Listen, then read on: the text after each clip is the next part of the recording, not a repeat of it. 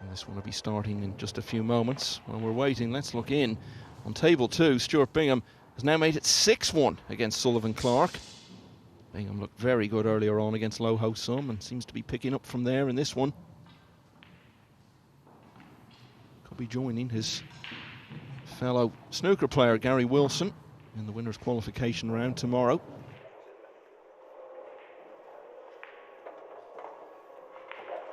So we'll obviously keep you posted on that one. Back here, time to get things underway.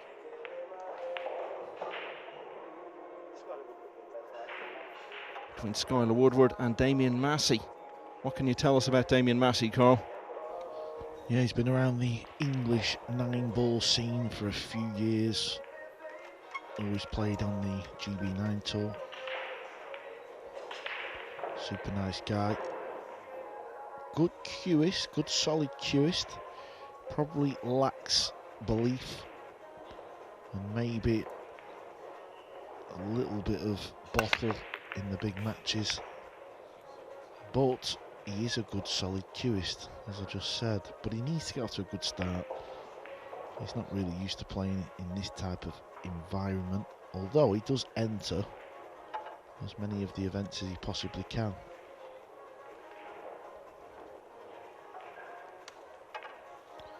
And he seems to have a very flashy shirt on. So we'll try and get a closer look at that. He actually played the Spanish Open and he had a picture of me and Emily on his shirt. I don't know what that was about, but he did. Very bizarre. Whoa, whoa, whoa. He had a picture of you and Emily Fraser? Yeah, on the front of his shirt. Wow. Trying to curry favour with the establishment. And that includes you now, Carl. Yeah, but I don't think putting me with Emily's going to do him any favours.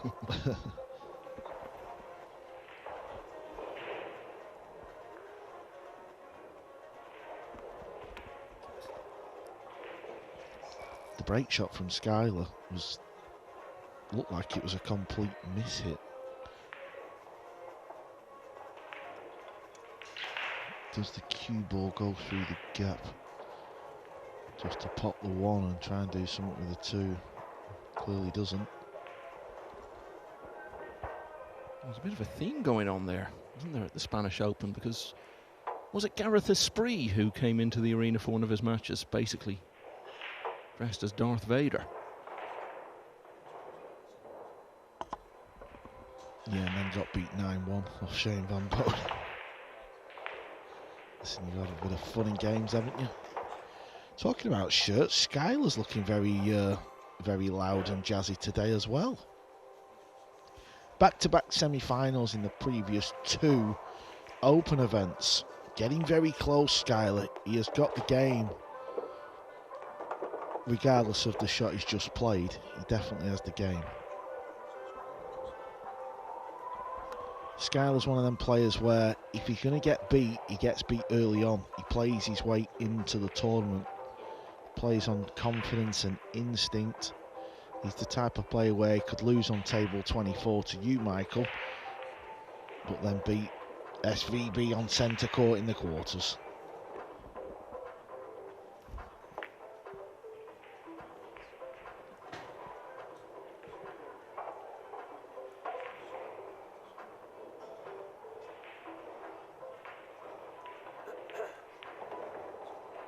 If he was losing to me, he'd have no hope of coming through the loser's side, let alone getting to the quarters. Yeah, but, you know, going back to what you were saying, you talk all the time in various sports about players knocking on the door. It's often said if you knock on it and keep on doing that, it will open eventually. I mean, that's just not true, is it? Because you see people in various sports who go close time and time and time again. He's not so much knocking on the door of late as doing that and then going home and bombarding the host with phone calls to try and get in.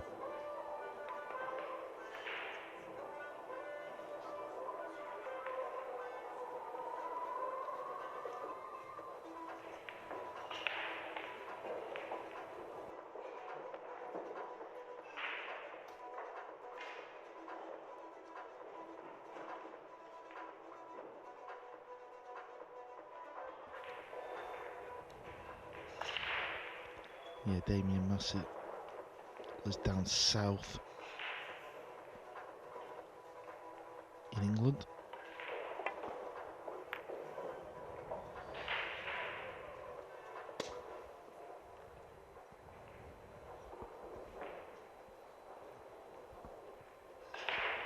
This is what I do love about the game of 9-ball. I love the fact that our attire, you know, what the players can wear, is a lot more relaxed than the game of snooker, where they wear, you know, the waistcoat and the dicky bow, the long sleeve shirt. Now we've got, you know, onboard sportswear who design a lot of the players' shirts, and this new form of making the shirts, you can pretty much have anything you want on them. Just to clarify for anyone just joining us now, this is not the clothes show you're watching. We do seem to have been talking a lot about shirts since the match began.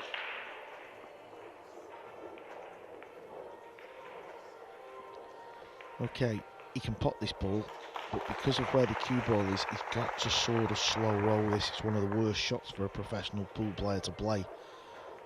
The old slow roller, can't trust it. But he's done a good job of making the ball.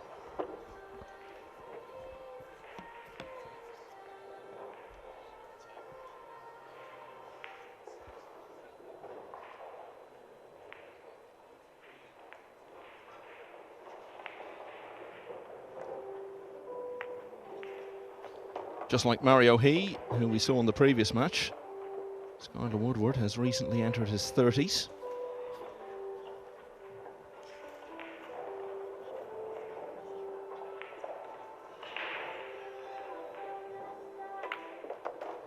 He started the year down at number 41 in the world rankings.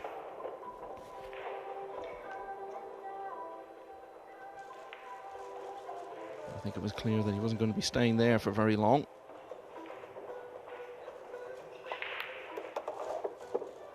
With the results he's had since then, he's managed to get himself all the way up to number 13.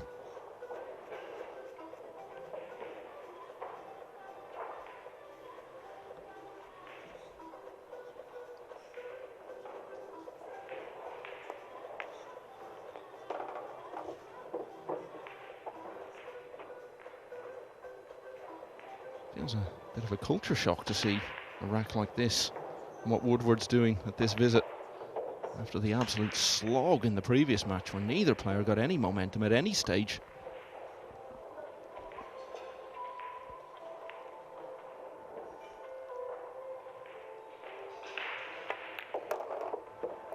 This needs to keep travelling. It's got to get past the 9. Oh, this is very sporting. We wouldn't expect anything else on the professional tour. The cue must have just nudged the 9-ball.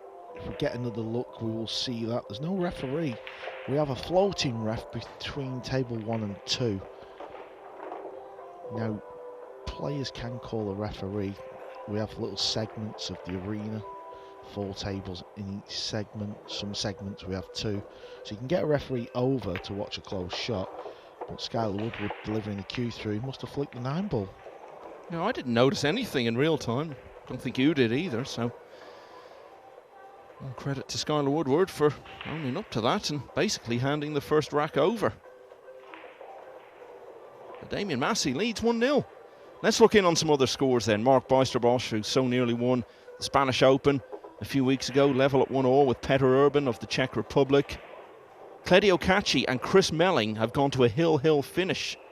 Winner of that will play Can Salim in winners qualification. Can Salim, who beat Ko Ping Chung a little earlier this afternoon. Stuart Bingham is now 7-1 up on Sullivan Clark. Tyler Steyer is also going well with a 4-0 lead over Ko Ping Han. Sanyan Pelovanovic has taken the first rack against JJ Fall. Michael Schneider on the hill at 8-6 against João Grillo. Simon Kural of Poland has taken the first rack against the former American Mosconi Cup player Billy Thorpe. David Al-Qaedi has won now 9-3 over Adam Stankovic.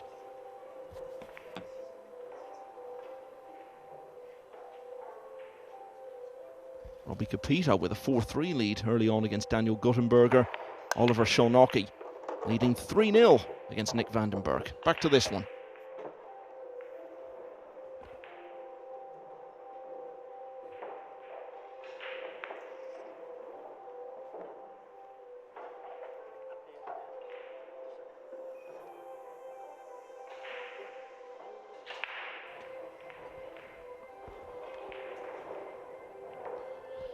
This will give you a good look at the compact cue action from Mr. Massey.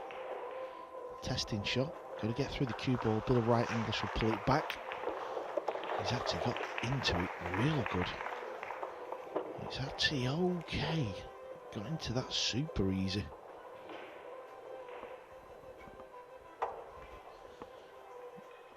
Had a decent showing at the UK Open in London earlier this summer, got to the last 64 there.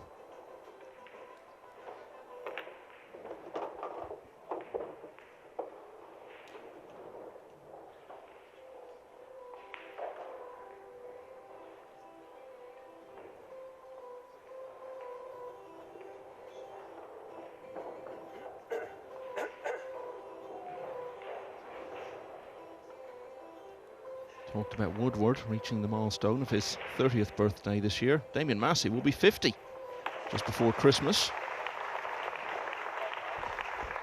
Seems to be a lot of noise coming from somewhere. Ah, I've spotted it. Rafael Val's playing. He always gets a bit of a crowd round his table. He's the young German player who, if you remember last year, Michael, he played Joshua Fulda, something like 8-4 up.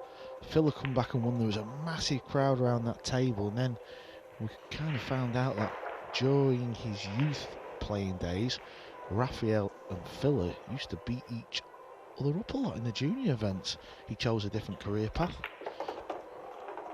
When we say beat each other up, we don't mean physically, we mean on the table. Yeah, it's not boxing. I just mean you win, I win, you win, I win. Well, Rafael Val is certainly landing some heavyweight blows at the moment. He leads Fabian Negline 4-0. That one's on the loser's side. Yeah, Massey's just got back off the shot just because somebody must have walked past. This arena's set up so people can just walk and get to any table they want. So that was a smart move. You should always get back up if something's caught your eye line.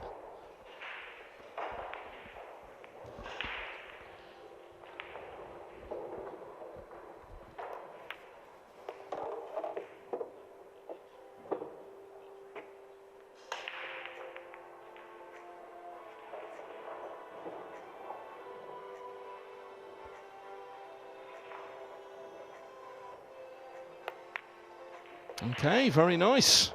It was a bit of a miracle, really, that he won the first rack. Woodward letting him in with that foul that he called on himself. Well, that was a very clean kill. So Damien Massey leads Skyler Woodward 2-0.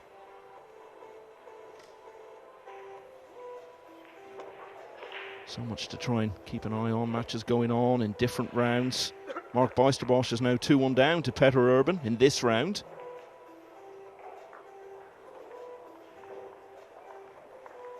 Simon Corral has added the second rack. Now leads 2-0 against Billy Thorpe.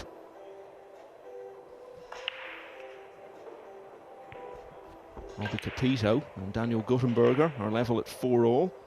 Mustafa Alnar of Cyprus 2-1 up on Emil Andre Gangflo, who got to the last 16 of the Spanish Open earlier this summer. And Chris Melling has won that deciding rack and has struck a blow for the oldies, beating young Cledio Caci by 9 racks to 8. So Melling will play Can Salim of Germany in winners' qualification. Back to this one, 2-0 Massey. Chris Melling wins a lot of deciding racks, you know. I've noticed that with Chris over the years. Whenever he gets hill, he has a big percentage of wins. What about Ballroom Bingham, by the way? 8-1 up on table 2. He's on the hill. I know I was saying earlier you've made great friends with Gary Wilson since he crossed over from snooker. The same thing is not going to happen with Stuart Bingham if you keep calling him ball run. He hates that, which is why everyone says it all the time. Well, I'll keep saying it then. Oh, I thought just that was his nickname and he didn't mind. got to stop that, man. No, it's all in good humour. I think it does annoy him a little bit, though. He has a bit of a reputation for getting a bit of the run of the ball in snooker.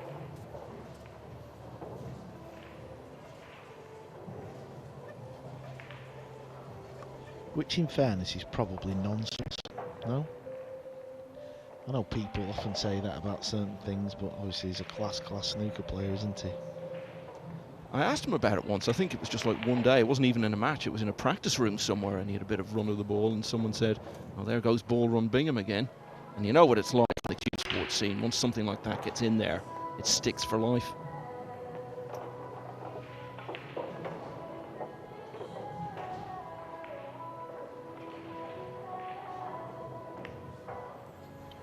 Yeah, I've never met Stuart before until this event, and having spoke to him 5 or 6 times here this week, he's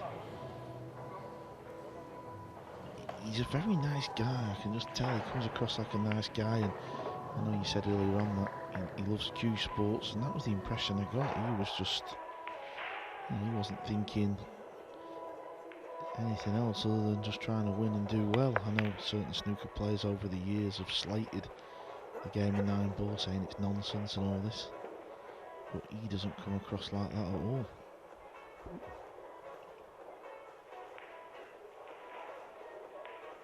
Well, he's just never changed a bit. I mean, even when he had his year as world champion, he was just exactly the same guy.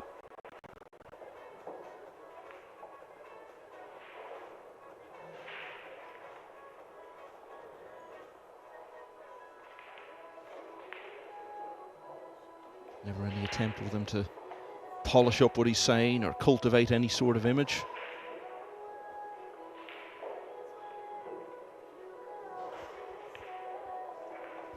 Snooker actually is Damien Massey's original background and played to a high level. Nowhere near the top of the professional game, but he's won some matches in qualifying for the World Championship. Made a bit of an impact in some of the Challenge Tour events some time ago, but was never anywhere near, as I say, really making a breakthrough.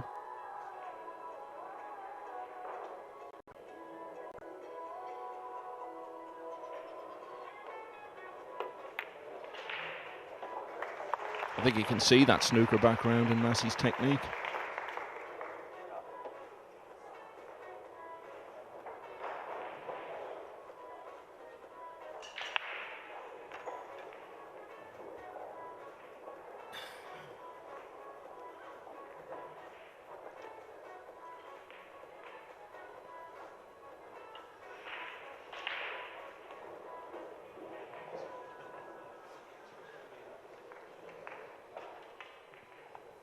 So, a bit of housekeeping to be done by Skyler Woodward.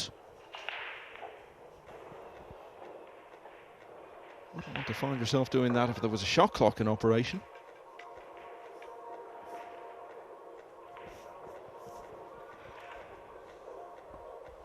Bingham's really getting into the spirit of it now, by the way. He's just made a 3-ball combination. He looks for the one more rack he needs. But he's missed now. Attempting another combination to follow.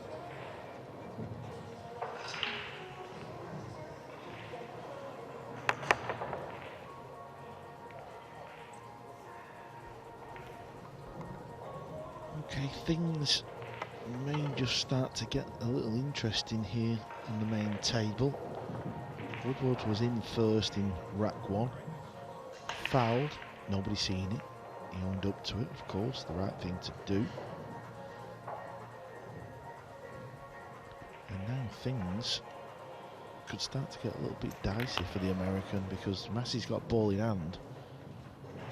And not much work to do. A couple of positional shots needed, mainly 6 to 7, 7 to 8. But what a chance this is to win the opening 3.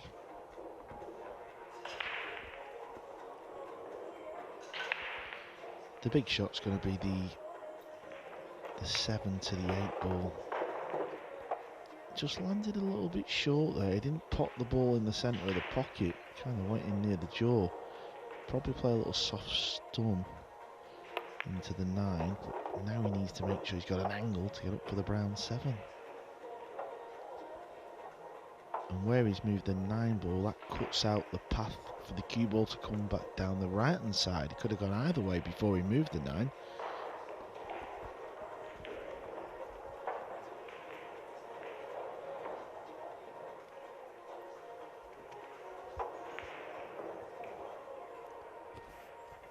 Damien Massey has already played a match today, beat Jan Smeels of the Netherlands 9-5.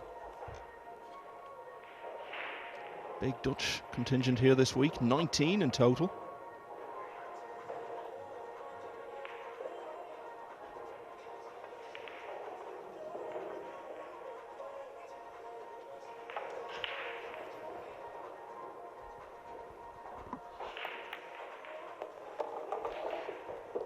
Yep, this was the shot we spoke about, Michael. This was the shot we spoke about. Be very disappointed with that one. Stuart Bingham is at the table. Oh, and he's had a really surprising miss there on the 7. It's amazing, Michael. I've got a little screen here where we can look, and every time I've looked, he's missed the ball. I've looked over 5 or 6 times, and he's probably only missed them balls in the whole match. It just seems to be when I look over. It's another reason you're not going to become friends with him. So I've got Gary Wilson, my best bud. He really enjoys being at these pool events, Gary. He's enjoying the challenge. So's David Lilly. He's a snooker player as well. Is he on the tour, Michael, David Lilly? Well, David Lilly's been a winner at the Crucible, actually. He won the World Seniors Championship not so long ago.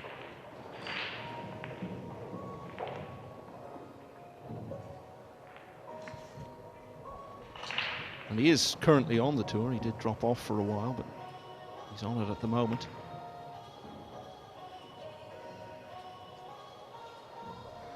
It's been a match for Sullivan Clark to forget about.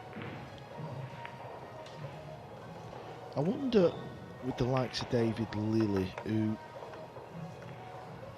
is obviously coming to the end of his snooker career, he's not getting any younger, I wonder if he'd be the type of person where they would commit full time to the 9 ball, especially now there's more tournaments, there's going to be more opportunities.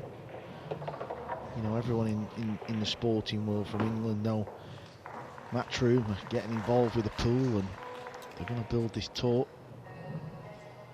Yeah, you say he's coming near the end of his career, and he's actually only been a pro since 2019. He was a top amateur for a long time and pursued other things outside of the game. Eventually decided to go pro 2019. But yeah, I think you're absolutely right. And I think if he was to come to one of these events and have a really good run at it, that might give him the encouragement to think, okay, let's try and go full time here. Yeah, he's late 40s, right? Yeah, 47. Yeah, I mean, he's not going to set the snooker world alight, is he? Let's be honest. So the fact that there is a global tour happening right now, and tournaments just keep getting added to the calendar. Literally, we could be sat here today, and tomorrow there's another tournament added to the World 9 Ball Tour. Anyway, as you'll have seen while we were chatting there, Stuart Bingham finished off a resounding victory over Sullivan Clark. So what a day it's been for him. He is certainly going to be someone no one will want to face in this tournament. Hasn't been scraping through his matches. He's been playing really well. Yes, he's had a few surprising missed balls along the way. He's through to winners qualification, and he will take on the winner of this match. Yeah, it's going to be one snooker player over to another snooker player on table 2. Tony Drago's entered the arena for his little practice session. I think he's playing So-Soa. Yeah. The other female player I forgot about. I do apologise, yeah. So-Soa. Very good player. Even aside from that, I think there are maybe 1 or 2 others in the field as well. But yeah, we were talking about that earlier. Obviously, Tony Drago over the years. Once he fell off the tour, the snooker tour, he was a full-time pool player. And he's won the World Masters 1 year, he's won other things. Always a dangerous player, still a great player to watch. You know, if you're sitting on the fence and you don't really have a favourite player, if you watch Tony Drago play, I'm sure he would become your favourite player. Well, the thing about Soa, she's so young, she's probably never seen Tony Drago play, and it'll be quite a shock for her if she's not aware of just how fast he is.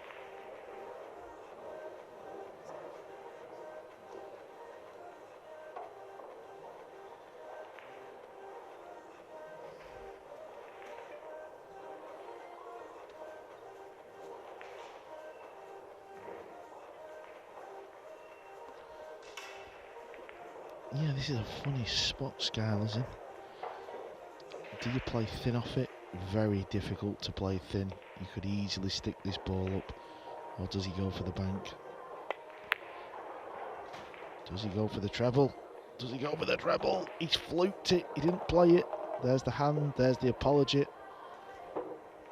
And maybe a little bit of justice there. I know you love to talk about the pool gods, and maybe that's a little bit of payback for his honesty in the opening rack.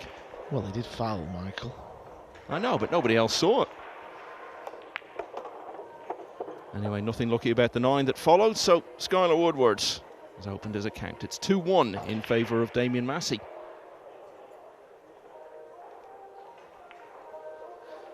Now, we were talking about that Chris Melling match against Claudio Cacci. Let's have a look now at how that deciding rack finished.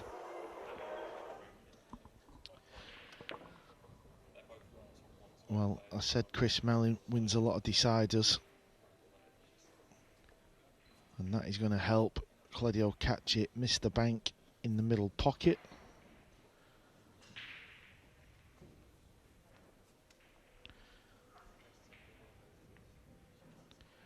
And this is what he left the shot maker Melling.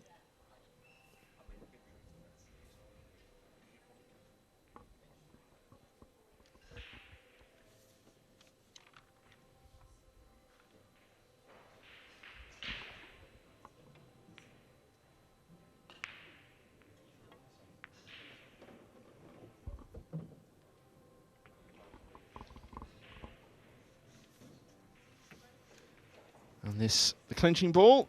So that was a real nip and tuck contest. Two players from completely different ages of the pool spectrum. Chris Melling, the winner. He advances to winners' qualification. There he will play Kan Salim, who pulled off a real upset earlier, beating Ko Ping Chung.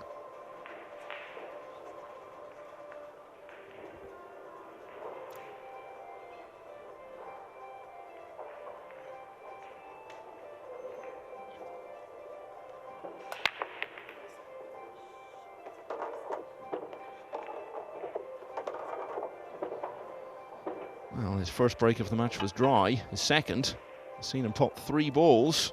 It doesn't look like it's going to get him anywhere. He nearly missed the 1 ball, eh? Hit it that thin. Sky will openly admit that the break's not his strongest point.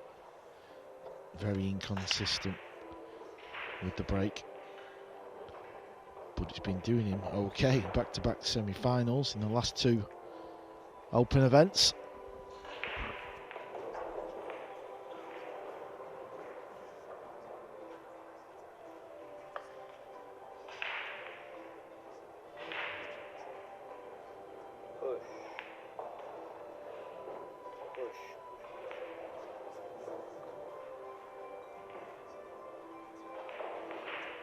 Yeah, semis at both the UK Open and the Spanish Open.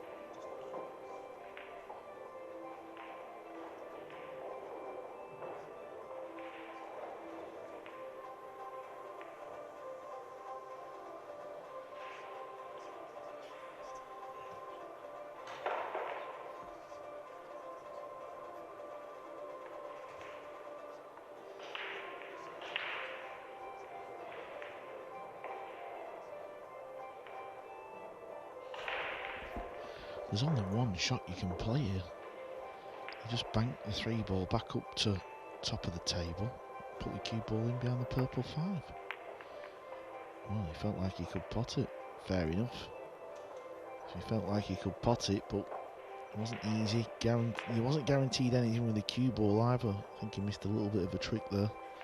Keep the pressure on your opponent.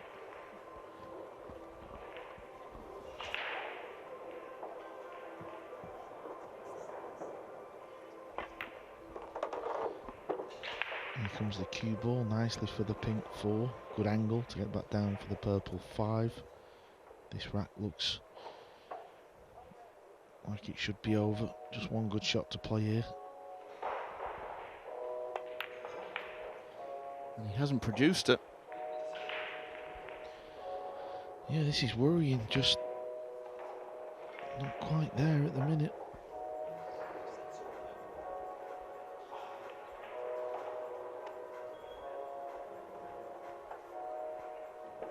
I just wonder if that little incident in the opening rack has gotten his head a bit. Looked to be coasting into a 1-0 lead, then had that foul that he owned up to that nobody else spotted.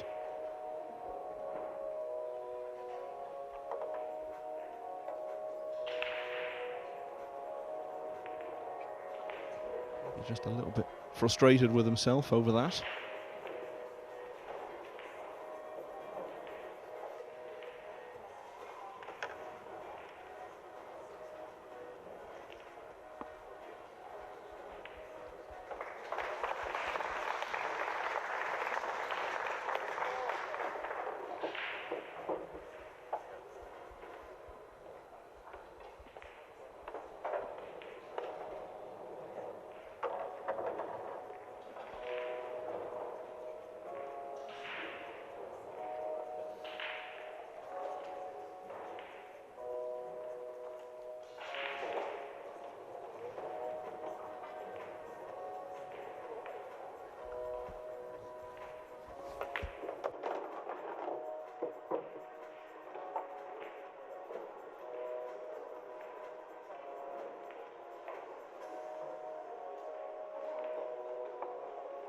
Well, you said, Carl, that Skyler Woodward just needed one more good shot and he'd probably win the rack.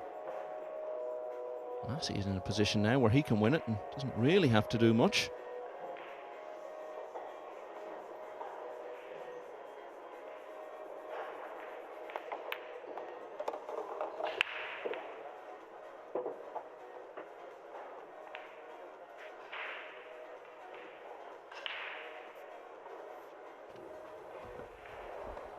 Massey's got to start believing he can win this match. Forget that you're playing Woodward in the main arena. You've got 2 balls to go, 3-1 up. Oh, that is not good. That is not good at all. That is worrying how poorly he has struck the cue ball. I mean, didn't even hit the jaw. You wouldn't have thought it was possible for a player at anything like this sort of level to miss that ball by that margin. And somehow Skyler Woodward has ended up winning that rack, and from 2-0 down, he's drawn level at 2 apiece.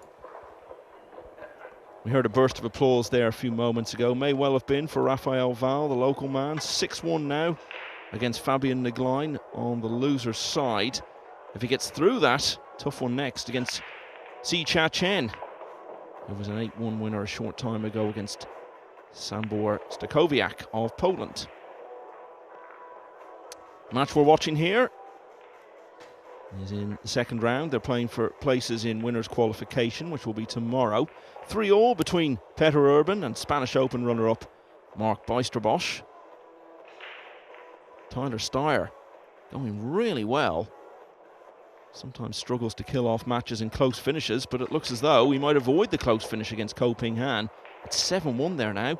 Sanyan Pelovanovic leading 4-1 against JJ Fall of South Africa. Simon Kural of Poland flying 5-0 up now against Billy Thorpe, former American Mosconi Cup player. Winner of that plays David Al-Kadi. Yanni Uski is 2-0 up on Typhon Tabor. Robbie Capito on the hill, 8-4 over Daniel Guttenberger. Oliver Shonocki with a 5-0 lead against Nick Vandenberg. And Francisco Sanchez Ruiz, world champion and world number 1, has taken the first 2 racks against Giuseppe Iacobucci.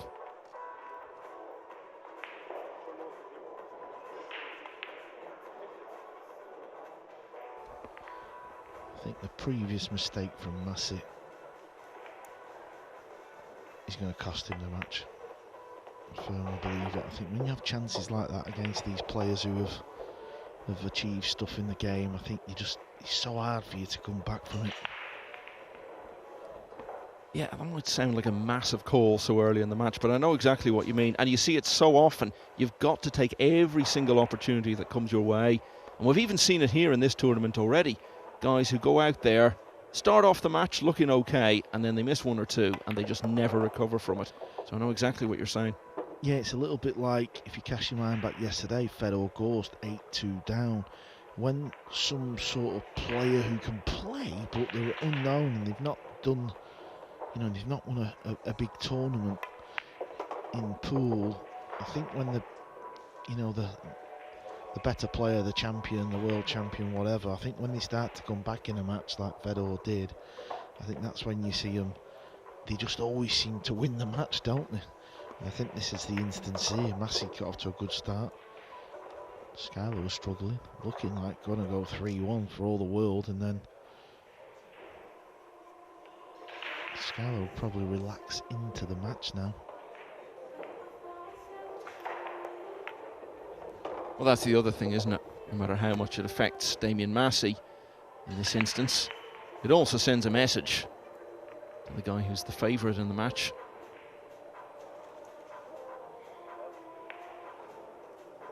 Just underlines the golfing experience and shows someone like Woodward that the chance is there to take advantage of that. And this is not the 9-ball he would have had in mind. No, this is not easy. Far from easy. Here's a better look. Usually when the player misses this ball, they fire it into the short rail, the bottom rail. Right on cue, just like that. Got away with it though. Massey will be happy though, because he's made an awful mistake in the previous rack. So the fact that he's got some form of a shot, I think that type of shot, when you put a quick one in, so you deliver the cue too quickly, you must just fire the 9 to the bottom rail. Because so many times that's where we see the ball missed. It must just be today, Michael. No one's playing well on this table. Everyone's struggling.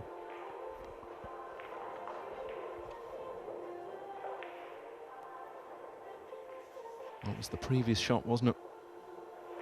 Get into the cue ball properly and potting the 8. Left himself a testing 9 that he didn't need to. Oh, now what's happening here? What's happening here? Well, what a let-off for Skyler Woodward.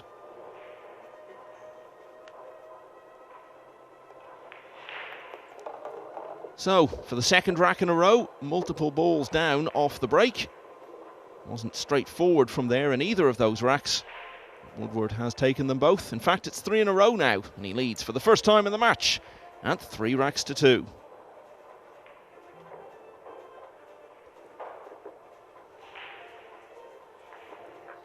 Let's see what's going on elsewhere. 3-all, as I was saying, Peter Urban and Mark Beisterbosch. Tyler Steyer 7-1 up on Ko Ping Han. Billy Thorpe has at least managed to win a rack now, but 5-1 he trails Simon Corral. Jan Uski 3-0 up on Typhoon Tabor. Jan van Lierop of the Netherlands leading Bizarre Spahu 5-3. Robbie Capito still looking for one more, leading Daniel Guttenberger 8-4. Oliver Scholnocki 5-1 in front against former World Cup finalist from the Netherlands, Nick Vandenberg. Emil Andre Gangflo of Norway has a 4-2 lead against Mustafa Alnar. Woodward looking for a 4-2 lead here.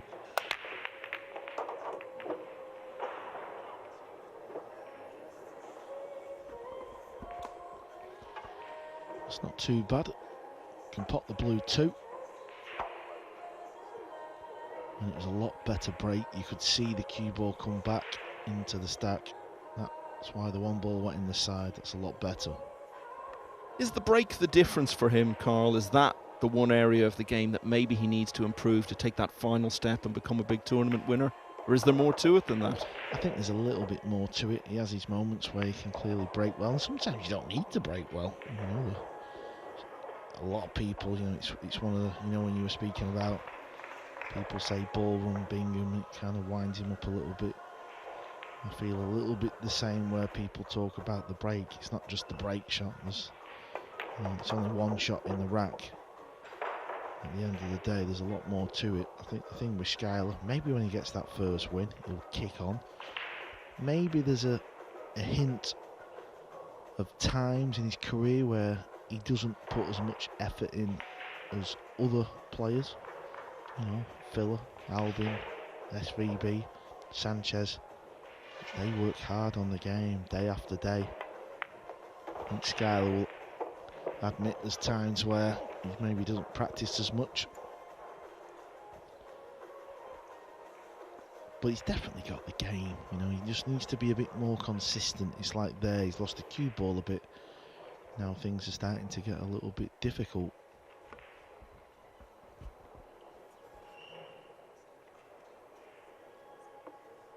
Of course, he has a son now, Draxton, and I was chatting to him in Spain. He was saying when he goes home, he just wants to spend time with him because, of course, he's on the road so much.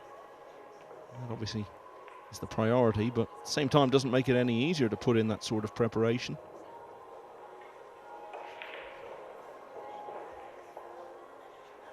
We saw him playing for USA alongside Shane Van Boening at the World Cup. They've been to the final together. USA have only won it once. Van Boening was on the team then. Woodward wasn't. Breezed past South Korea in the first round as we would have expected, but then lost to Japan in the last 16.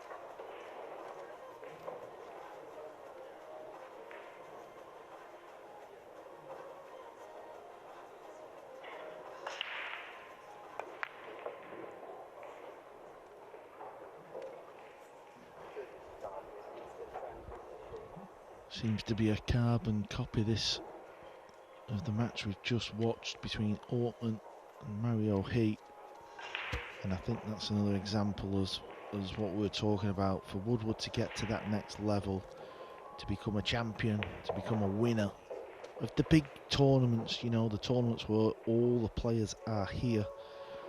I think he's just got to find a bit more consistency. That's all. As I said before, he's got the game. He's got the shots. Massey's got a tricky one here, though. Oh, he's played that well. He really has played that well there. Little tricky shots, then.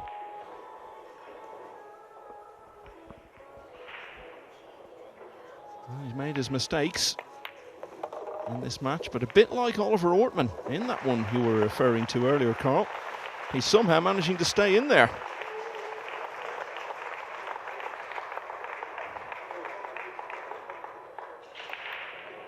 Not Woodward's day so far. Damien Massey is giving him a real contest here, at least in score terms. It's 3-all.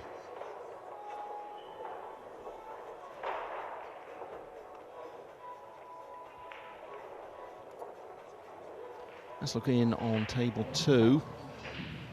And this is Tony Drago, in his late 50s now, former World Snooker Ranking Event finalist, World Snooker Championship quarter-finalist and World Top 10 player, and also a former Mosconi Cup MVP and World Pool Masters winner. He was sent to the loser's side by Joshua Filler in that extraordinary match yesterday. Well, here he is playing So Soa, one of the top female players in the world from South Korea.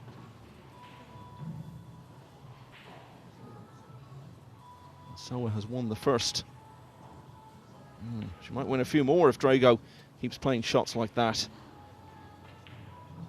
It says race to 9 there. It's actually race to 8 on the loser's side.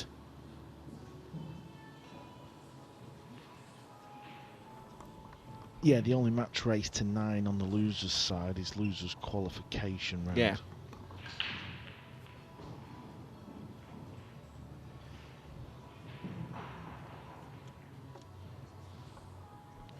Don't know if the bank is available. Bank into the top right corner. That's what she's attempted. Well, maybe she didn't. The fact that she put the cue ball down there tells me she was playing safe. This explains what myself and my colleague Michael McMullen was talking about earlier, about how accessible the game of pool is. Former snooker legend and pool legend, Drago, 57. Playing so-so, a young lady who's flown all the way over here to compete the European Open. Just an incredible story, 21 years of age, so-so. Yeah, she was in the semi-finals of the Women's World Championship in Atlantic City earlier in the year. She beat the defending champion Kelly Fisher to get to the last 4 and had a good lead against Chu Chi-yu. Ended up losing that one though, and Chu went on to win the title. Yeah, she's from South Korea. She's come a long way. Tony Drager from Malta.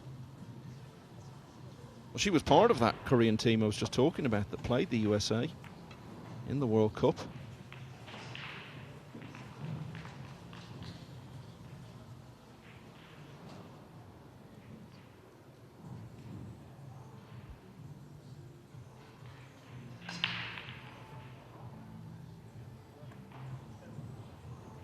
Yesterday, when Drago was playing Joshua Filler on the main table, Filler largely kept up with him in terms of pace. Now, he's a very fast player anyway, but I think because he was up against Drago, he was almost unconsciously being dragged along to play even quicker. Now, Soa is never going to be like that, and that might be a bit disconcerting for Drago.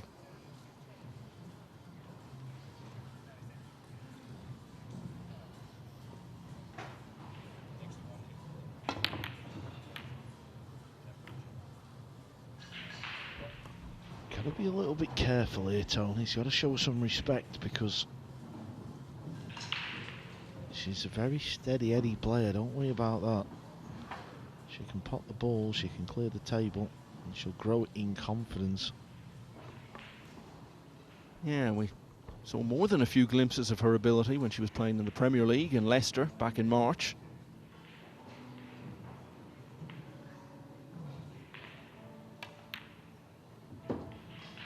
A decent chance there for 2-0 as we return to the main table. 3-all.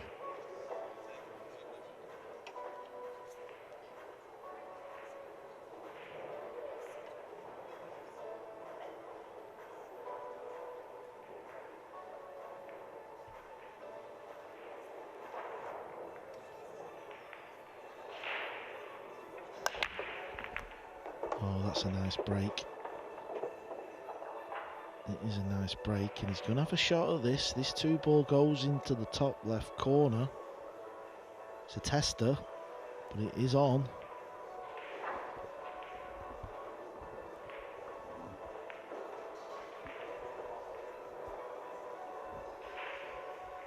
Heard a burst of applause and a little bit of cheering a few minutes ago. That may well have been coming from table 23. Rafael Val, local favourite, has won that match on the loser's side, 8-1 against Fabian Legline.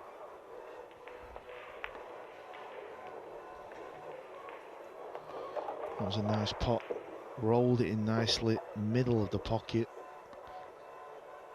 Key shot in this rack is going to be to make sure he gets on the purple 5 from the 4-ball. He knew straight away he'd hit that just the way he wanted to. He was walking after it quickly, turning his thoughts to the next shot.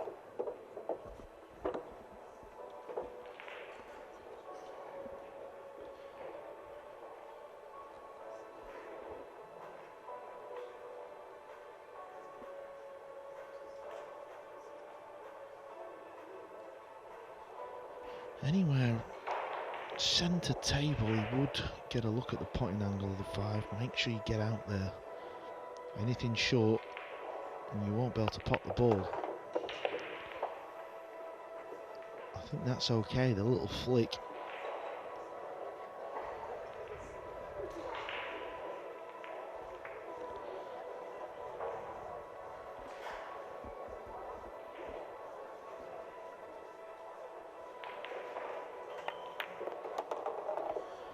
Watch outside pocket. Just okay. I say okay because it's still on the table, not okay because he's got to get on the 7 ball somehow.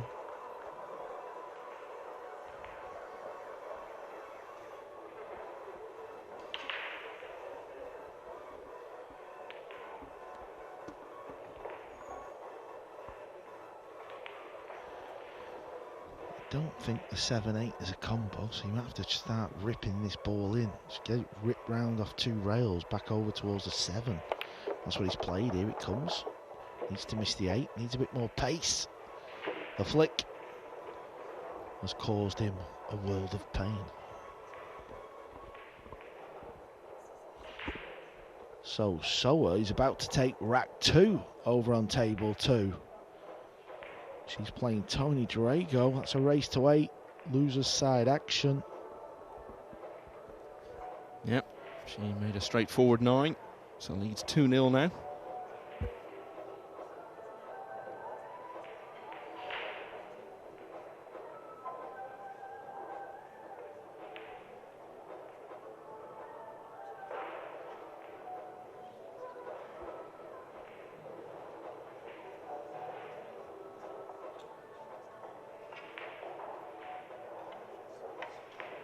So how do you see this shot, Carl, that he's landed himself with? Not fantastic, Michael. I mean, look at this. I mean, this could go viral if he pots this. What an attempt this is, by the way. He's having second thoughts. I don't think playing the jump shot is the move, because he's literally got to jump it over the 8. The 8 is so close to the 7. He's got to land the cue ball on the 7. This is low percentage. That's why it was never the shot, I'm afraid. And it's going to cost him this rack. Ball in hand for Woodward.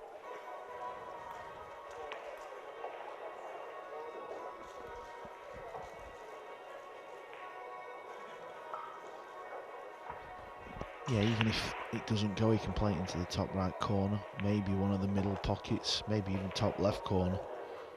He's got options. He's not quite thinking clearly at the minute. It's like you start to look for the problems. We've all done it. That's part of the game.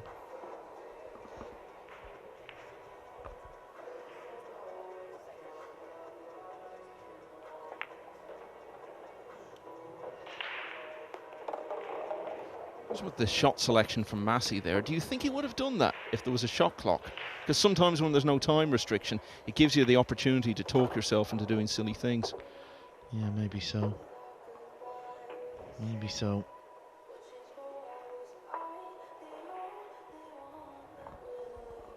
Another eventful rack. Goes the way of Skyler Woodward. The 9 wriggles in to give him a 4-3 advantage. Mark Meisterbosch was so close to winning the Spanish Open. He's looking to go one better here, but he's struggling a bit against Peter Urban, 5-3 down. Winner of that will play Romania's Andrei Ionescu, who got off to a fast start and went on from there to beat Fabian Bowler 9-3 a little earlier. Sanjin Pelovanovic from Bosnia-Herzegovina going along very well at 6-2 against JJ Fall.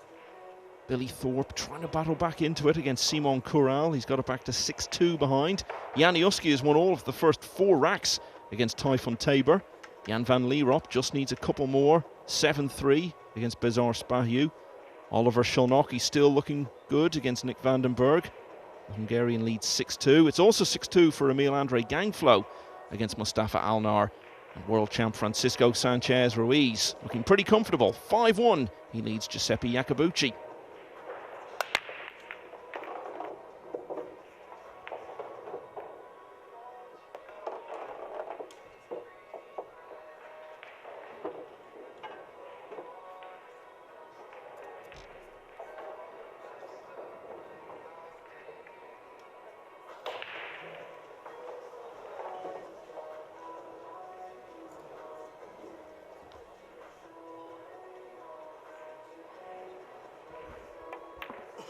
Talked about the consistent year Woodward has been having in these big Matchroom events. He's been doing well generally.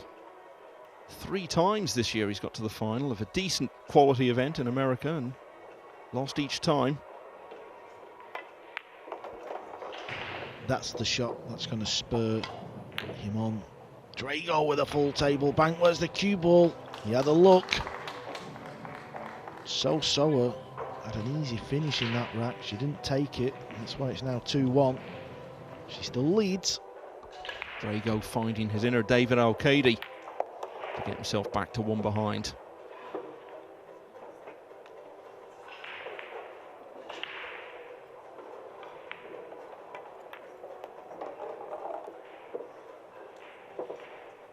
Skyler Woodward has not run out from the break yet in this match.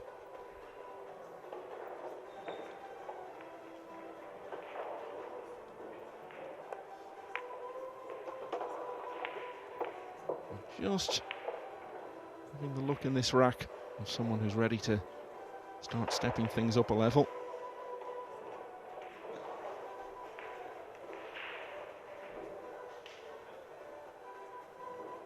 It's gone a little bit awry though.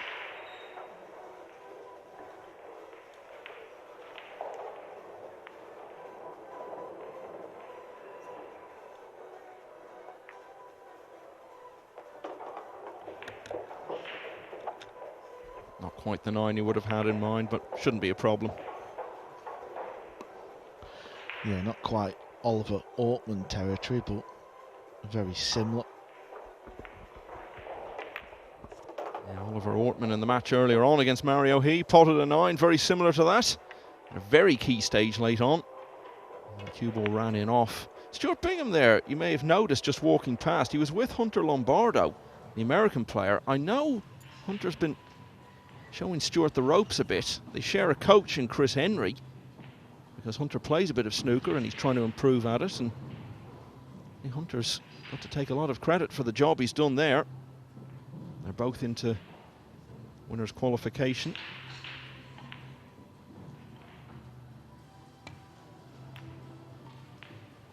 Lombardo will be playing Alban Ocean tomorrow to try and get through to the single elimination stage. Back over on the other table, Drago in a spot of bother here. 2-1 down to Soa.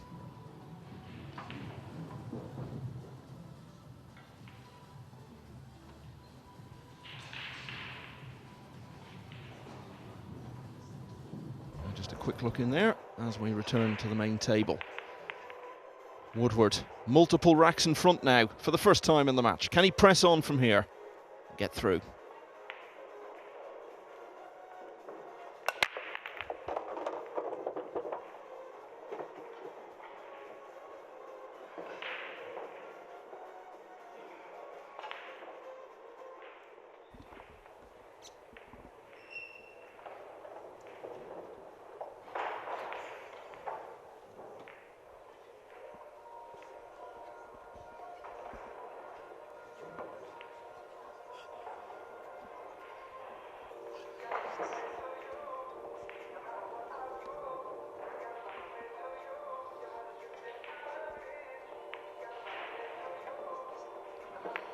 Hiding the cue ball.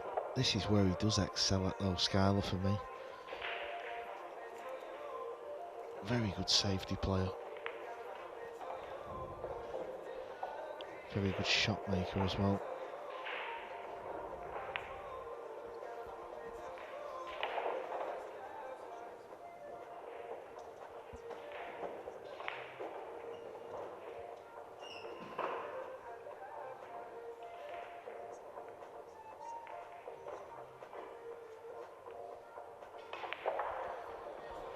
We often see in the modern game players just go and grab the jump cue. He's trying to put it in the left centre, I believe, and he's missed it. But it's low percentage. I think a lot of the players need to start looking at playing the old school 9 ball, looking at the kick saves, trying to kick and get a safety shot. You know, try and stay in the rack a little longer. Now he's missed the ball. He's going to lose the rack really. Still work to do. Pink 4 to the purple 5 seems to be the key shot in rack number 9. This is actually Woodward's first match, because His scheduled opponent earlier today, Ragnar Grunston of Sweden, withdrew.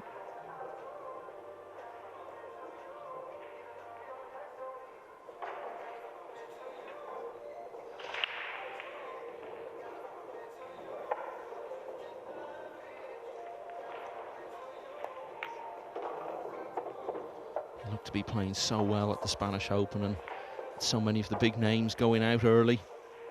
I think there really was a feeling around the place in Lugo that maybe this was it, maybe his time had arrived. And Dang Jin-Hu took care of him in the semi-finals, and that was that.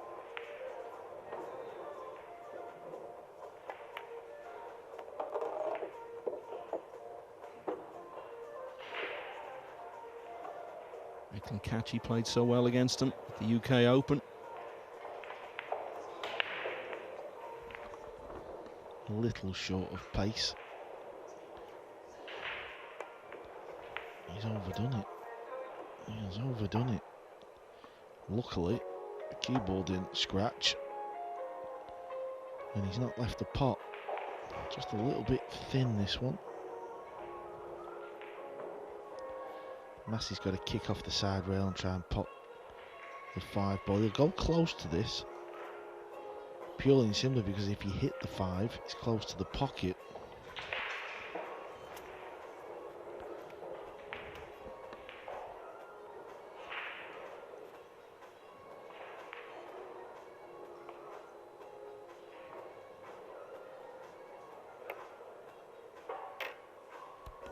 Well, I said he'll go close to it. He didn't even hit the ball.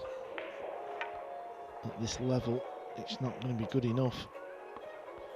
No one's set the world alight yet in this tournament.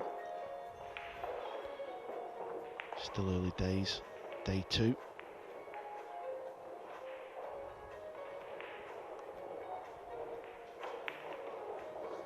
We see this story happen so often, don't we? Guys like this go out there, it's a big day for them, they're playing one of the big names on one of the show tables, and start off okay, and then things start to go against them, and then every time we see them going back to their chair, they're clearly fighting a psychological battle inside their own head. So Soa takes rack number 4. She now leads Drago 3 racks to 1. Ball in hand. Look at the shot Woodward's just played. Didn't want to contact the green 6. Now he's got to come with a shot.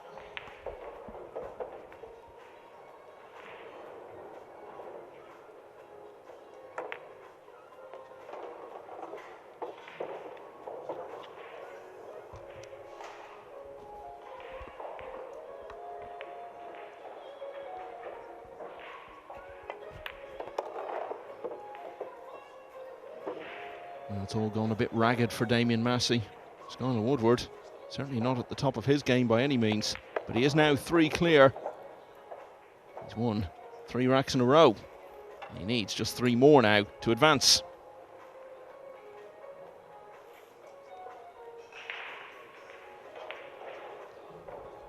So Francisco Sanchez Ruiz, the world number 1, has a 5-2 lead over Giuseppe Iacobucci. Emil Andre Gangflow could be his next opponent. He's leading 6-2 over Mustafa Alnar. Oliver Shalnocki has a 6-2 lead as well against Nick Vandenberg. Jan van Lierop now on the hill against Bezar Spahiu.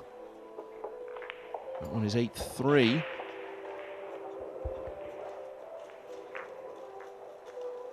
Typhoon Tabor has won the 5th rack, but 4-1 down against Yanni Uski.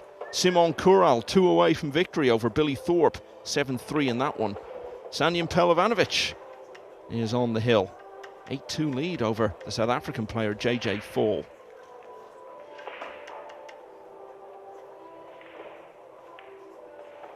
Peter Urban is just ahead of Mark Bijsterbosch, 5-4 to the player from the Czech Republic.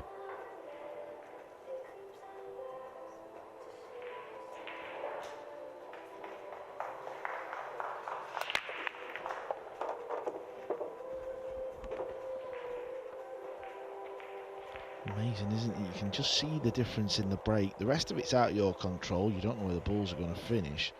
But just when you hit that sweet spot and that one goes in the side, Just like so, that's just the break. That's what you've got to try and do.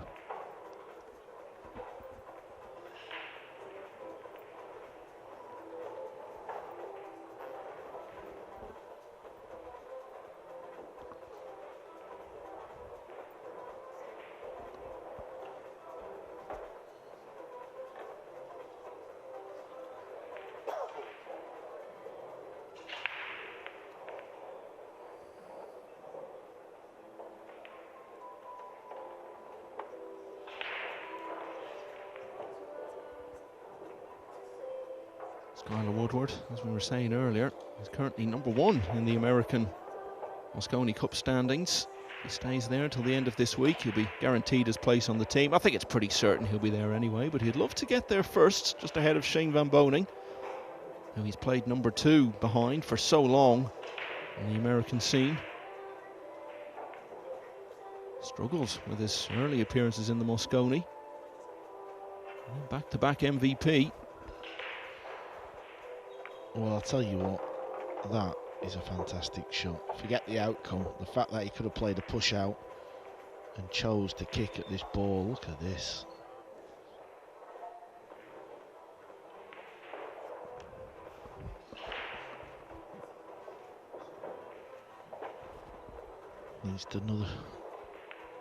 Needs to kick another one in. Well, just keep kicking them in, Skyler. Back-to-back kick shots.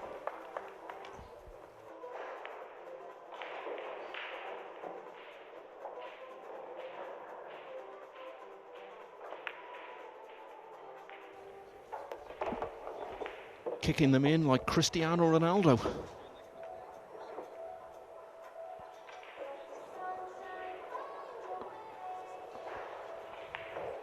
Just shows you, though, if you go out full attack mode, it can work well for you. Yeah, and he's in a position now where he's got proper control of the match, really, for the first time, closing in on victory. Frees him up a bit to be a bit more expansive.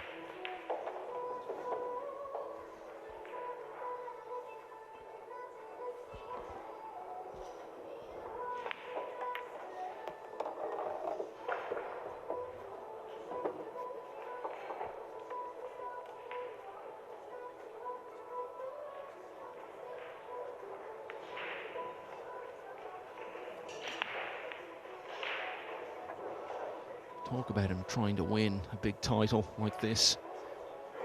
He's in a similar sort of situation where Francisco Sanchez Ruiz was about 18 months ago, and he went to the UK Open, didn't win it, but did get to the final, and he just seemed to be transformed by that. Gone from there to be part of the World Cup win for Spain, and now US Open and World Champion. Even being part of a big final like that against one of the best in the world, that would be a significant moment for him and give him something to really build on as he looks to move up to that next level. And this has been a quality rack, really, and some very good shots in here. Yeah, he's just starting to loosen up. And really, it looks like an extremely long road back now for Damien Massey. Was 2-0 in front, but Woodward has won 7 racks out of 8 since then, and is now just a couple of racks away from a place in the next round. Petter Urban has gone 2 clear of Mark Bijsterbosch at 6-4. Billy Thorpe clinging on, 7-3 down though against Simon Corral.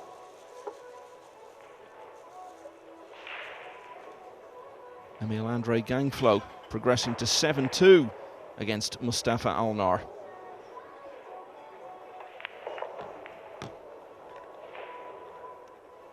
So winners qualification tomorrow. 32 players will come through that. The 32 losers will go straight to losers qualification.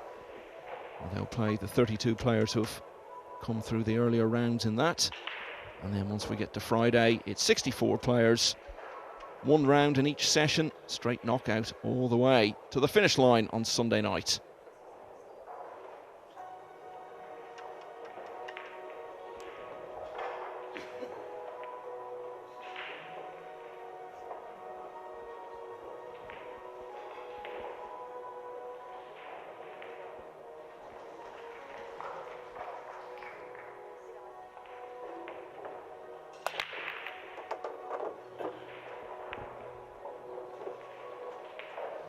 He can be a slow starter generally, can't he, Carl? You were talking earlier about how he sometimes loses matches early on in tournaments. But even within matches, sometimes it can be a little bit lacking in focus, perhaps early on. But just saw him there as he stepped up to the table. And he's in this strong position and the end of the match is coming into view. Just seems to have a little extra edge of determination now.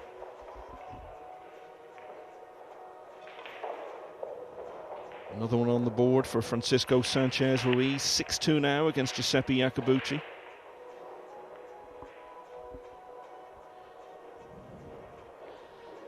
Hard to see if he can attack this 2-ball, just because if he pots it in the bottom right, cue ball looks to be going close to the bottom left.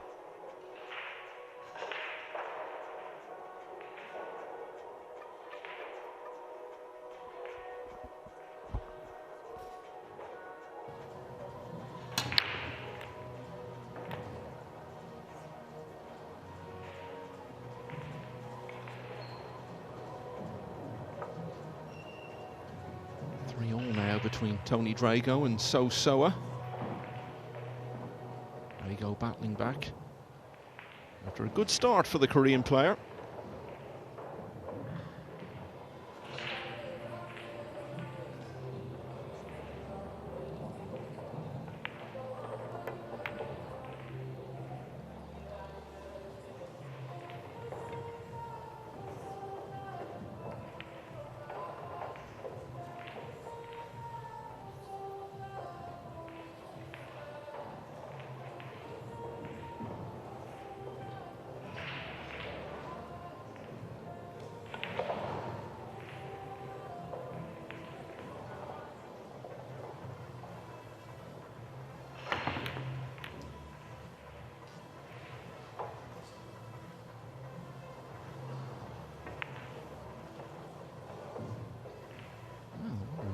Soa has left a chance there for Drago. No, I was having a look.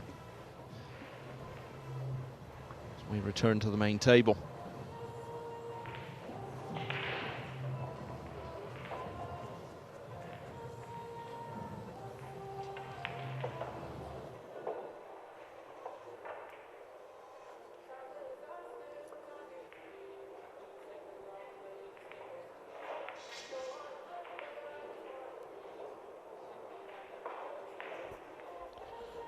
Don't know if he was looking at playing the 2 onto the 5 ball as a plant, but that would not be wise. I think you could just float the 2 on the top rail and hook behind the 5. Yeah, he's tried to play that, has he? Maybe he did play that. Yeah, maybe he played to bank it up and down. Maybe the gap was there. It clearly was there because that's what he's played. Hasn't got the hook though.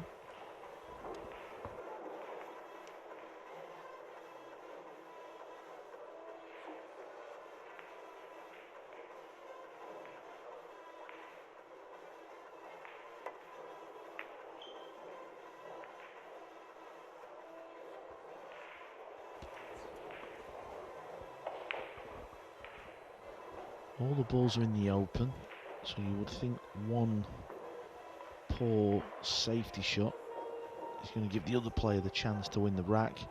If Skyler wins it, it is match over, to be honest. He's on the hill. It would be 8-3. If Massey wins it, 7-4, he's hanging on in.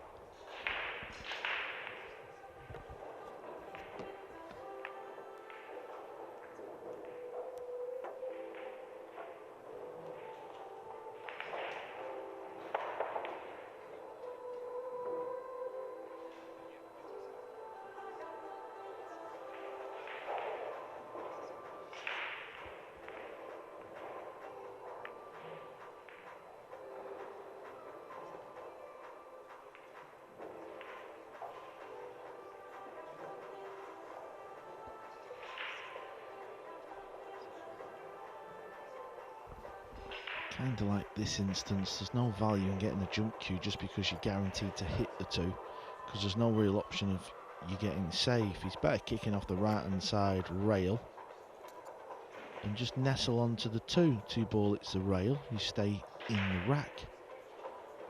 Going this bottom rail, there's not a big window of opportunity, so he's going to have to go off 2 rails, I think. The ball must hit the rail after contact. He's having second thoughts. Kicking off this right hand side rail, you should always really hit the two. If you practice enough and you work out a few little systems, you should do. So he's playing it softish. He's missed it, you know.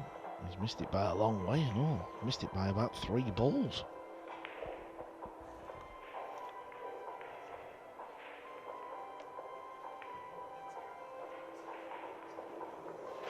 Become an increasingly frustrating experience for Damien Massey, this.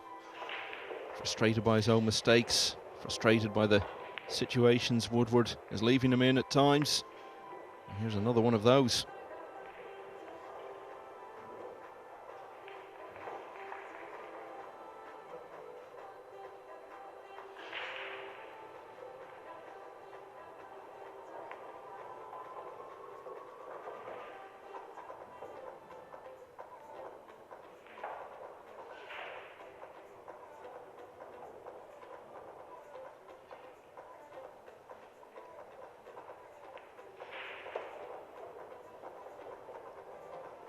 Just see Tony Drago over Damien Massey's shoulder there. He's now 4-3 in front against So Soa over on table 2.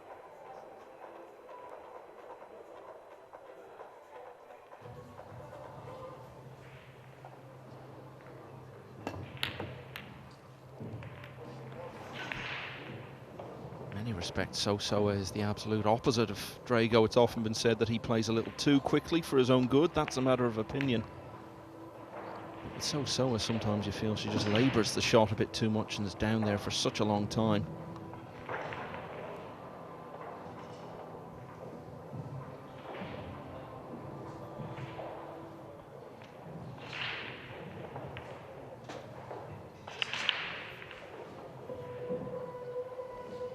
Hard to describe her as quite a methodical player.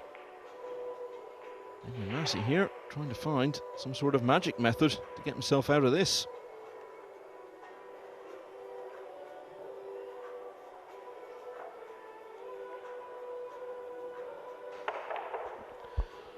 Trying to go 1, 2, 3 rails in between the gap, in between the purple 5 and the rail.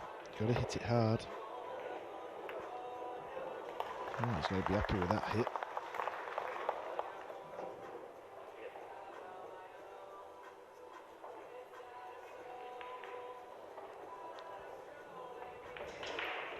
Unfortunately, he's left Skyler straight in as if he had ball in hand. Good chance to get on the hill now, this. Yeah, that must only add to the frustration that he managed to make the hit, but in the end it didn't really do him any good at all.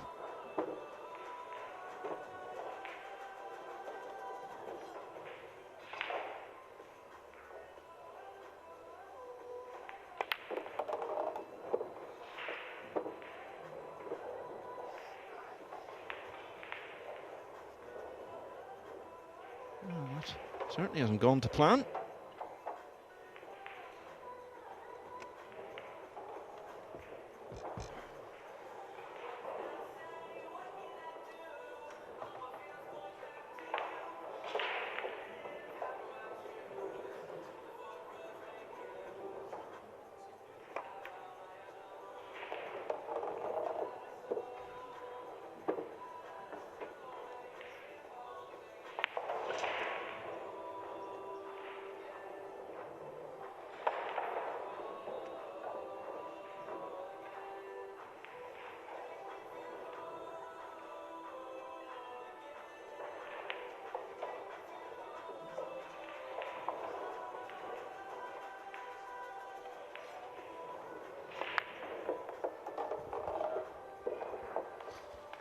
Wow, this is turning into quite an effort, this rack. Coming with some big shots late in the match.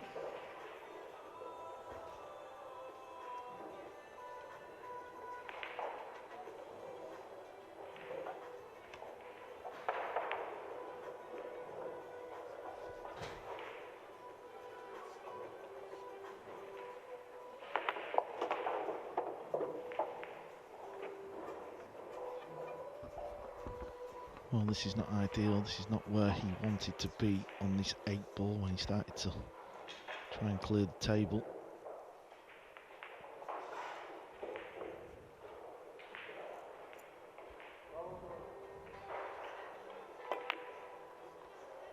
Okay. Not sure if the attacking play was the move there. I suppose it's easy to say after the miss, but this was awfully difficult. Look at that. Look how thin that was.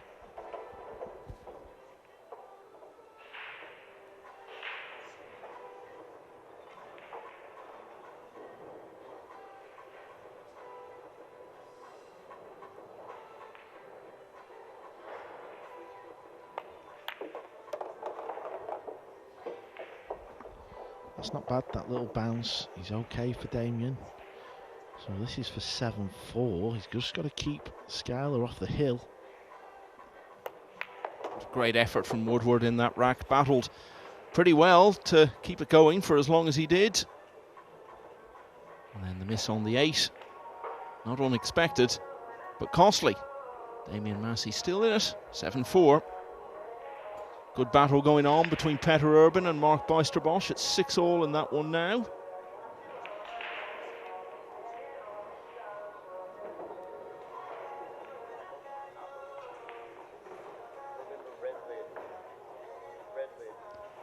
Tyler Steyer has completed a really good win over Ko Ping Han, 9-1. He'll now play Sanyan Pelovanovic, who's also won with much room to spare, 9-2 in his favour over JJ Fall. Just tidying up one or two other results. Kostas Koukiadakis, a 9-7 winner over John Morra. Now plays Dimitri Youngo. Elliot Sanderson is a 9-6 winner over Nick Malai to set up a meeting with Mario He, who we saw on the main table a little earlier. Simon Corral has now beaten Billy Thorpe, 9-3. Will now go through to face David O'Cady. Typhon Tabor is charging back against Yanni Uski, now only 4-3 down. Jan van Lierop still stuck on the hill against Bizarre Spahiu, who's just closed to 8-6. Oliver Sholnocki leads Nick Vandenberg 6-3. Emil Andre Gangflow on the hill at 8-3 against Mustafa Alnar. And Francisco Sanchez Ruiz with a 6-3 lead over Giuseppe Iacobucci as we return to the action here. Yeah, that is not what Damien Massey wanted. Here's another look. The unlucky flick off the 9. You see that now and again. Straight into the side pocket. Surely this time Skyler's got a fancy getting to the hill here. Just looking at the split here. No clusters, no blockers, no real problems.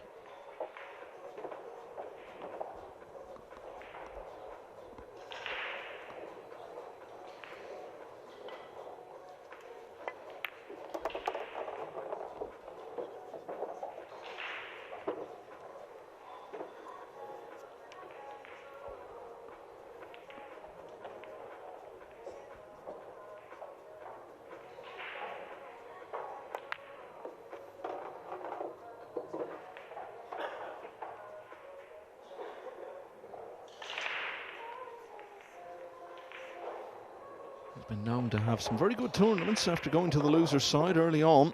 Seems unlikely to happen here now. And you wonder, maybe it might have been better for him to play that first match earlier today rather than have his opponent withdraw. Could have been more played in coming into this.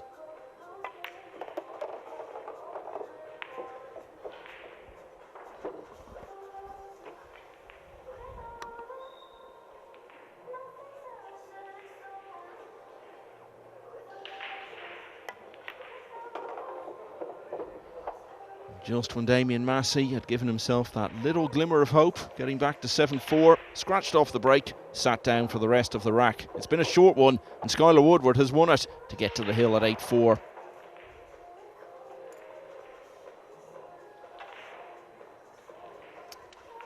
So as this one heads seemingly for an imminent conclusion. Let's see what's going on next door. Remember, this is race to 8 on the loser's side, and Tony Drago looks to have started to take control of it.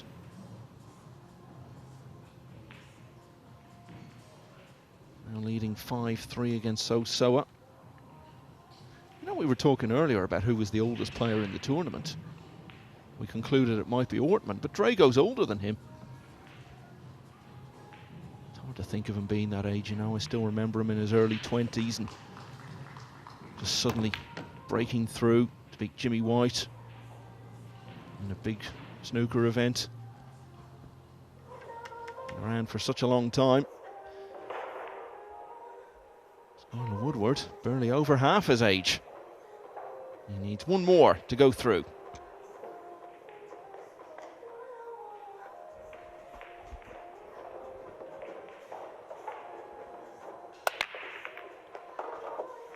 Well, nearly a carbon copy of Massey's break. Broke from the other side. Cue ball hit the 9, nearly went in the other middle. You can just see it come off this side rail, can't you? Hits just top side of the 9 and then goes near the middle. Tough, long pot.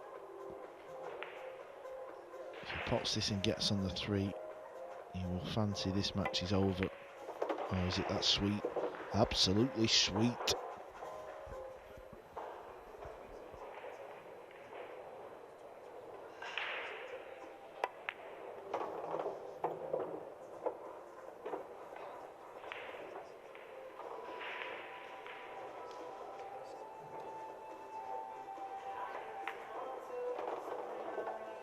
How often do we say this in the early rounds of these open events, Carl? Damien Massey will come away from this not so much disappointed that he's lost, not even that it's been quite comfortable in the end, but just the fact that he's had his opportunities, hasn't been able to settle. It's been a familiar story in another way, in the sense that early on he was doing some damage, looked good in the second rack after being gifted the first by Woodward's unseen foul. But once things started to go against him, he just seemed to cut an increasingly frustrated figure.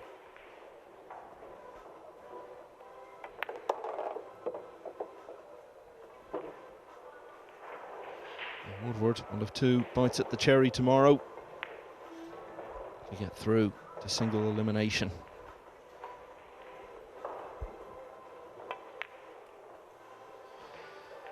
Well, maybe we can't say that quite yet. He's a little bit like what we were speaking about yesterday, James Aramis.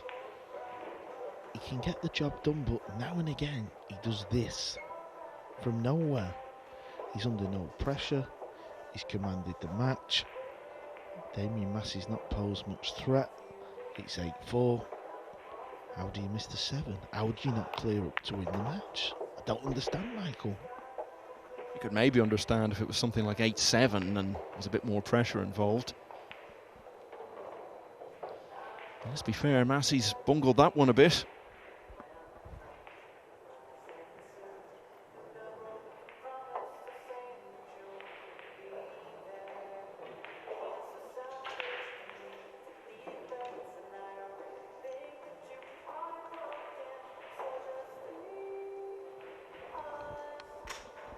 Yeah, because the cue ball's finished there, he's either got to jack right up there, you see him raise the butt end of the cue.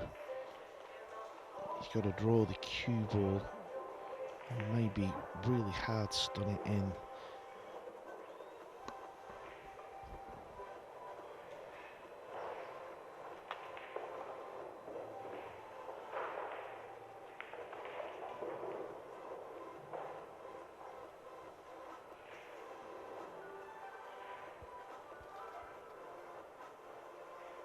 Talked about Woodward's miss perhaps being a bit easier to explain if he was under a bit more pressure with the scoreline. Massey's under a lot here. He knows if this goes wrong, it's probably the end of the road.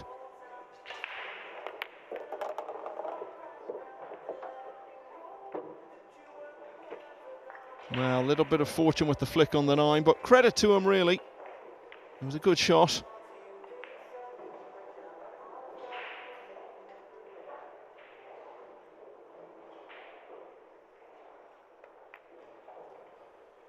And so there's still a bit more pool to play. Damien Massey, who must have thought when Woodward had that chance a little earlier that it was all over for him, has somehow ended up winning that one.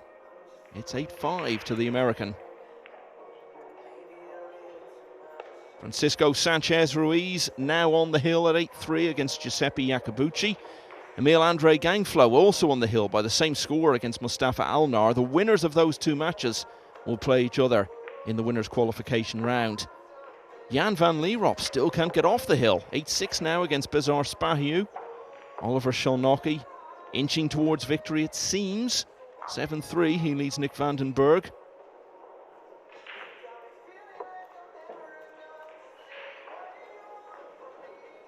Peter Urban has got his nose back in front against Spanish Open finalist Mark Bijsterbosch. 7-6 in that one now.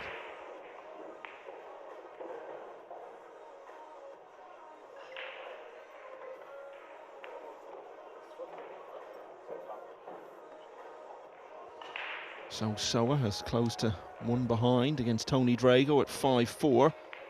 On the loser side, over on table 2, that one's a race to 8. Skyler Woodward is already on 8 here, but he still needs one more after unexpectedly losing that last rack. Damien Massey still punching here.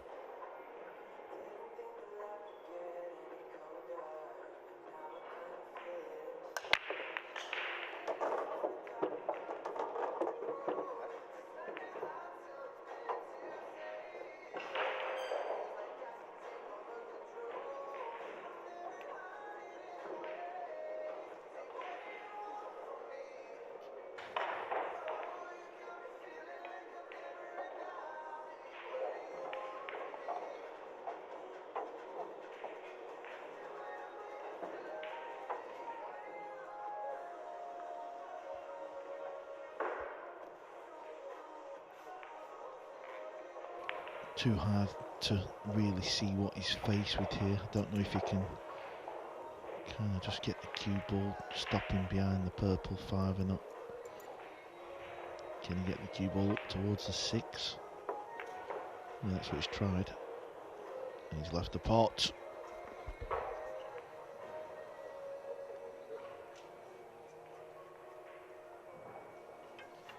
You would look at it normally and say if Woodward produces one good shot here, that should be end of match. But given what we've seen throughout this contest, never more so than in the previous rack, can't quite say that.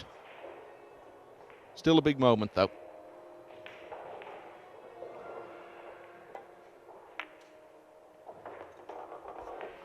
Lost the cue ball though. Doesn't want to win this match, Skyler Woodward. He's going for the short cue. A little pop over the 5 ball. Try and pop that 4 in the corner. Cue ball should stay on the 5 ball, so if he makes this, he should gain position.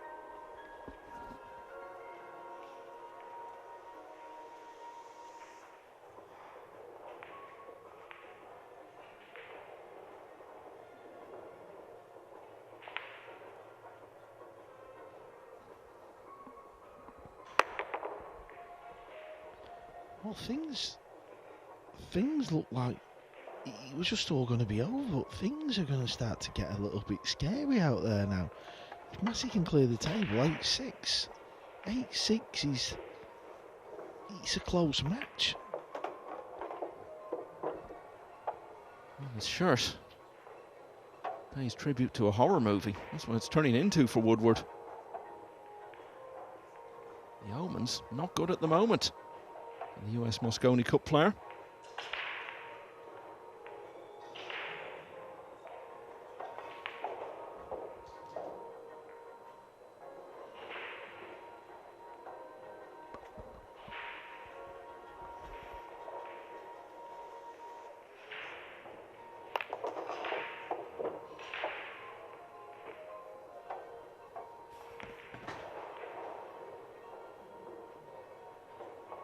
Ideally, Massey could look at this and just free himself up a bit and say, well, look, the match looked to be gone in the previous rack. It's a bonus I'm still out here at all. Of course, it's so easy to say that.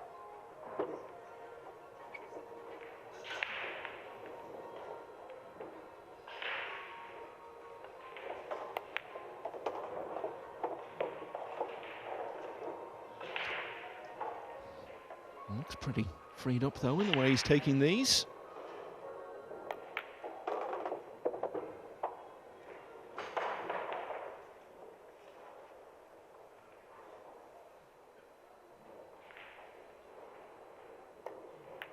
And that's 2 in a row. So Damien Massey is now back to 8-6. Just another result to recap on. I'm not sure we gave you the final outcome of this one. Robbie Capito from Hong Kong, someone we've been waiting to see a big breakthrough from for some time. 9-5 winner over Daniel Guttenberger. At the moment it looks as though he's going to play Oliver Szolnocki, a Hungarian on the hill, at 8-3 against Nick Vandenberg. And Jan van Lierop can't get off the hill. Still, it's now 8-7 in his match against Bizarre Spahiu. Jan Uski 5-3 up on Typhoon Tabor. 7-all in the match between Peter Urban and Mark Bijsterbosch.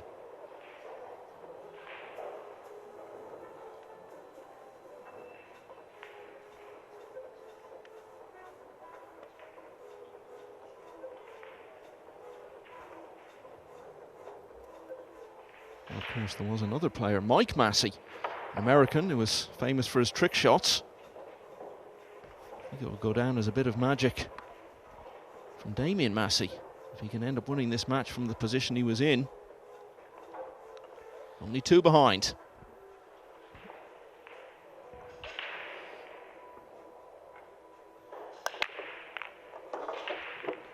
Lost the cue ball a little, but the main thing is he made the 1 ball.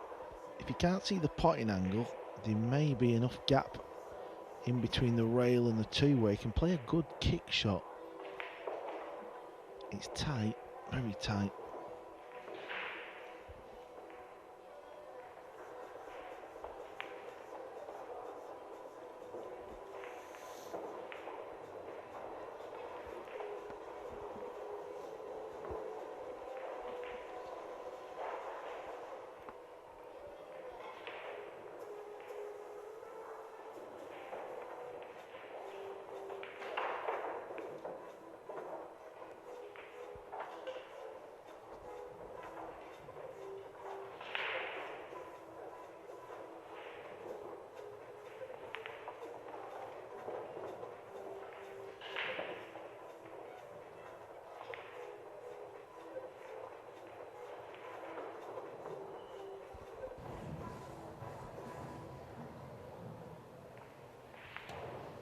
Just looking on table 2 where Soa, chance to draw level against Tony Drago.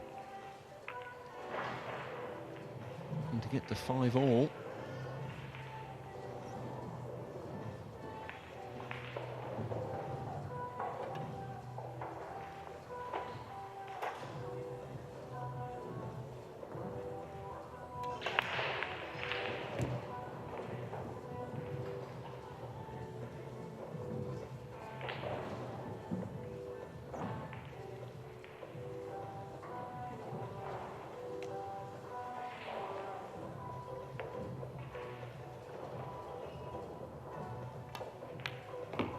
The last thing that could potentially go wrong for Soa. Certainly won't miss that 9, so that's going level. Yeah, meanwhile, on the main table, Skyler tried a jump bank, got very close indeed, hit the top jaw, good effort. Massey with a chance here though, you can see this 2 ball. It's an easy hook behind the 7, send the 2 up table. Woodward would be in trouble. Wants to get the cue ball tight on the 7 though. That's not really good enough at this level. You learn that the more matches you play against the top players, you learn that cue ball has to be welded onto the brown ball. Some days he may get away with this, but other days you don't. And then you start thinking, why did I not get a better cue ball?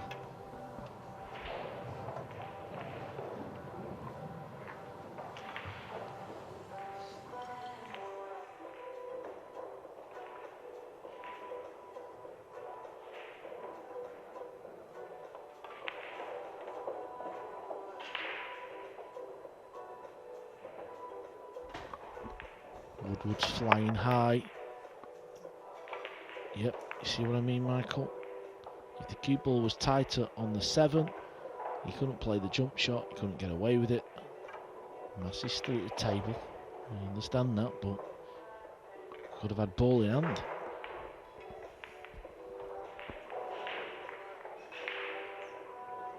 So much tension and drama going on around the arena at the moment. 5 players currently on the hill from the matches which are remaining in this round.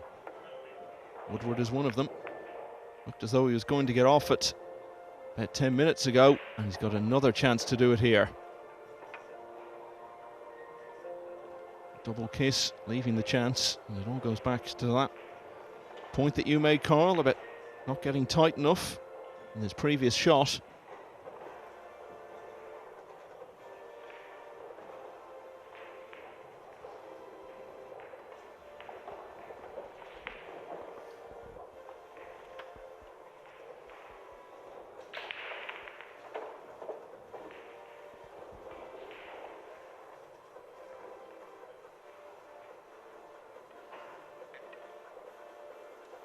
Six players on the hill now because Mark Boisterbosch has just gone 8-7 in front against Peter Urban. It's been such a tussle.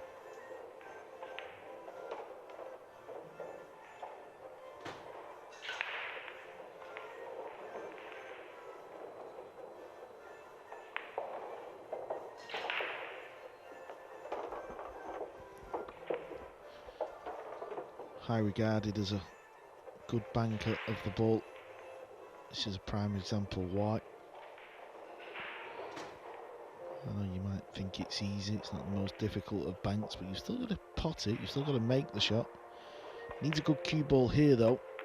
After potting the 3, where's the cue ball going to finish? It's going close to the 4, he needs a flick. So yet again, chance gone. Chance number 3, I believe.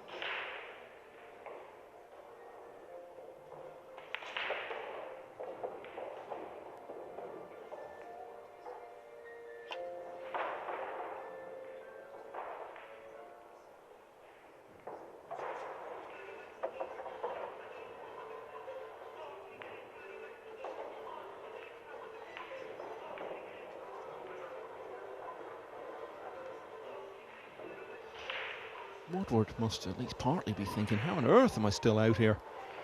Back to even the first rack where that looked to be in the bag, and then he had that foul that nobody else saw. Had the chance a couple of racks ago, an unexpected miss.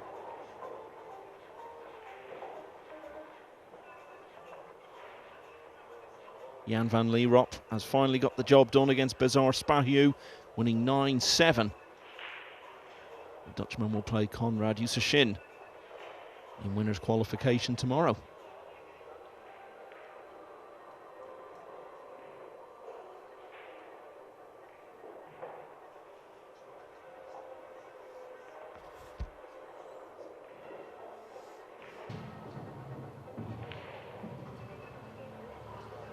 So we're looking to hit the front here.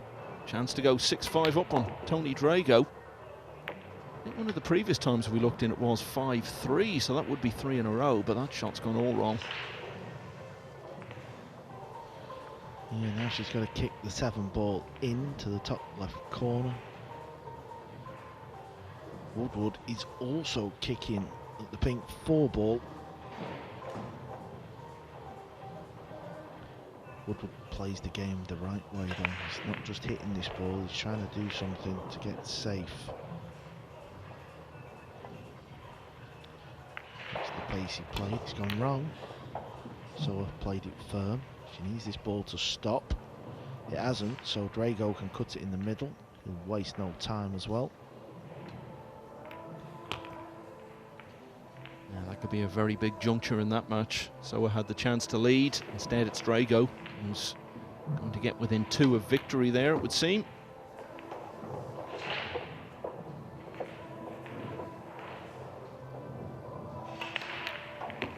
What has Massey done here?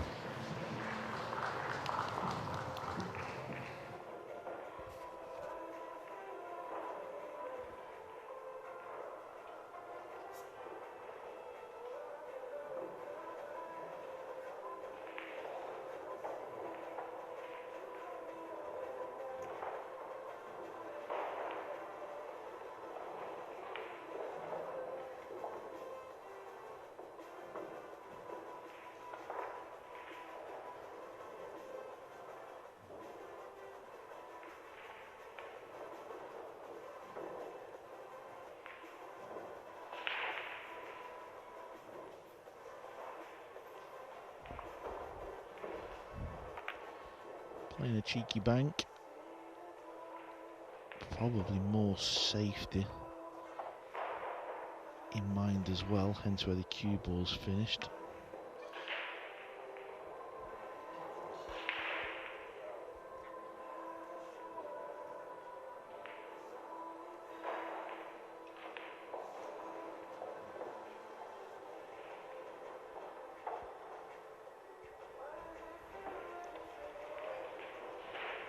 Francisco Sanchez Ruiz, the world champion, will be back here tomorrow to play in winners qualification. He's just added the 13th rack to finish off Giuseppe Iacobucci, 9-4.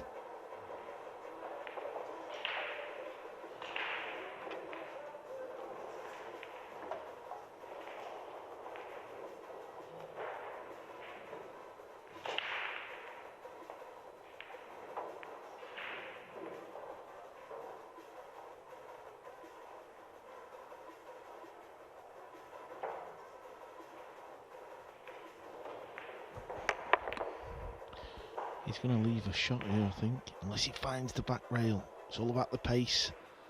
Oh, and it has. Got to be happy with that.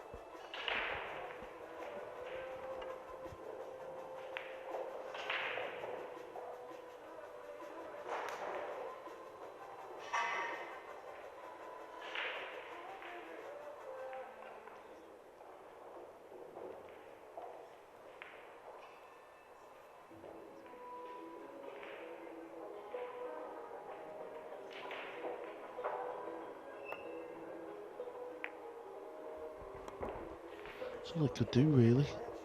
Use the 3 balls. Okay, things for Skyler Woodward could start to get scary. Kicking here, he's trying to pot it. He's missed it, but again, he'll be happy where that's ended up.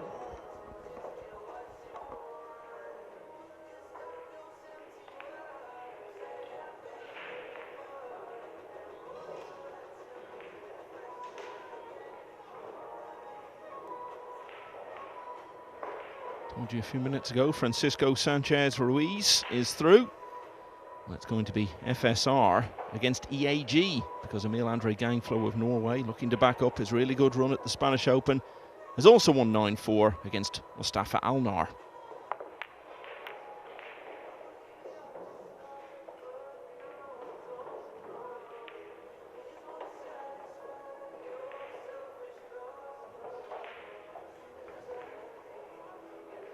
Looks as though he's left the 5 on.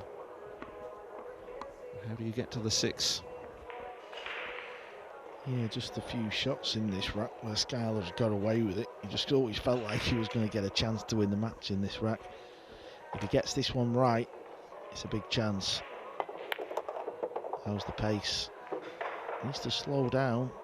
It's a little strong. Yeah, now the cue ball's going to be running into the 9 ball. Dre goes on the hill, 7-5 up, over so. May even pot the 9 in the right centre. It'll go towards that direction. Oh, where's the cue ball going to go? He's gone in. Look at this. Skyler Woodward was 8-4 up. Damien Massey looked like it was done. The match was over. He just can't get across the finish line. Someone who has is Oliver Szolnocki, The winner's really flying in now. He's added his name to the next round. 9-3, he's beaten Nick Vandenberg. And he'll play Robbie Capito in winner's qualification.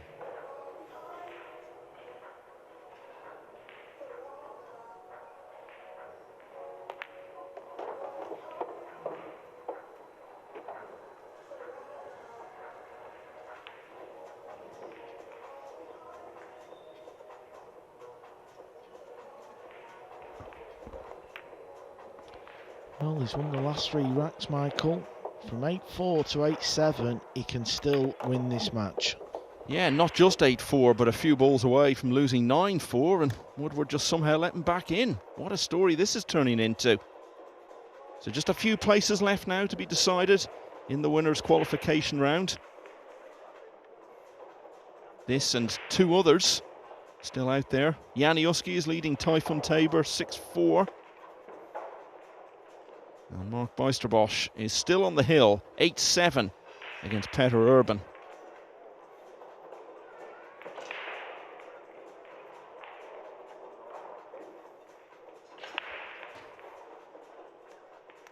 So Soa won the 13th rack to get back to 7-6 against Tony Drago, which has made the 1 off the break in the next rack, but doesn't seem to have anything exciting with which to proceed from there.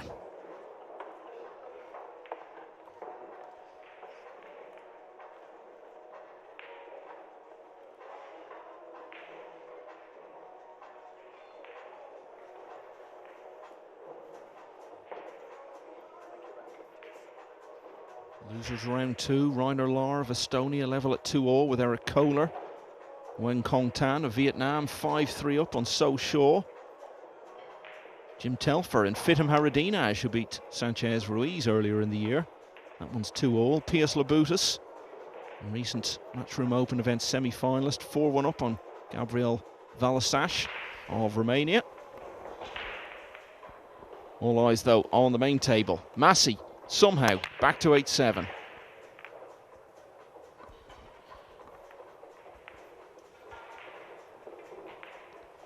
Well,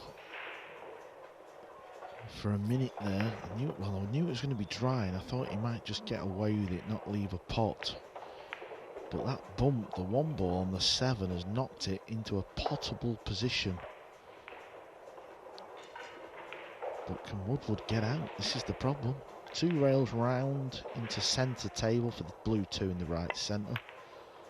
They don't go in clean, and because of that, he has hooked himself again, trying to find the gap. Cue ball should have been nowhere near the pink. This has just unfolded from nowhere though. Started off a little slow. Middle of the match looked good. This is Skyler's game though. You said he had a walkover in round 1, so this is his first game. He really likes to play himself into tournaments. He's not done that just yet. Kicking 1 rail.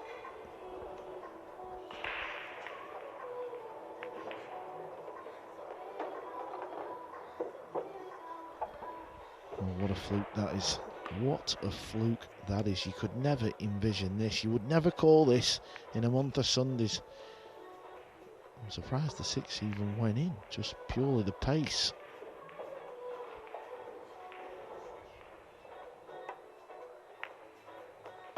The late afternoon flurry of winners here in Fulda continues with victory for Mark Beisterbosch. He's finally managed to shake off Peter Urban by 9 racks to 7, and will now play Andrei Ionescu of Romania for a place in the single elimination stage.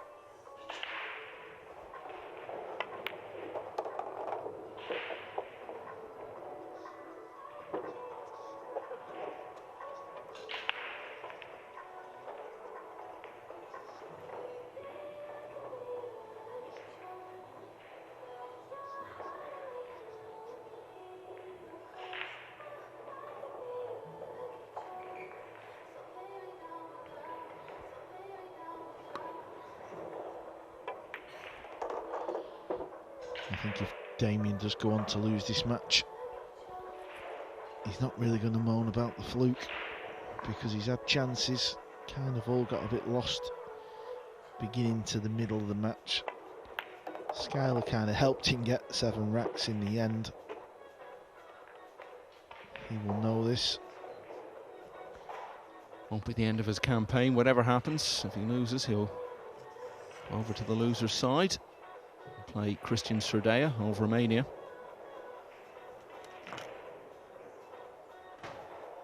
Janioski getting closer to victory now, 7-4 against Typhoon Tabor.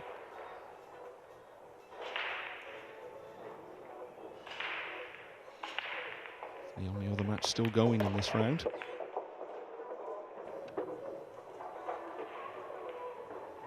Well, I started summing up this match and what it all meant, giving it a bit of context, probably about half an hour ago now, so I'm going to fall into that trap again. Well, it's important he gets good on the 9. Don't want to leave the cue ball short.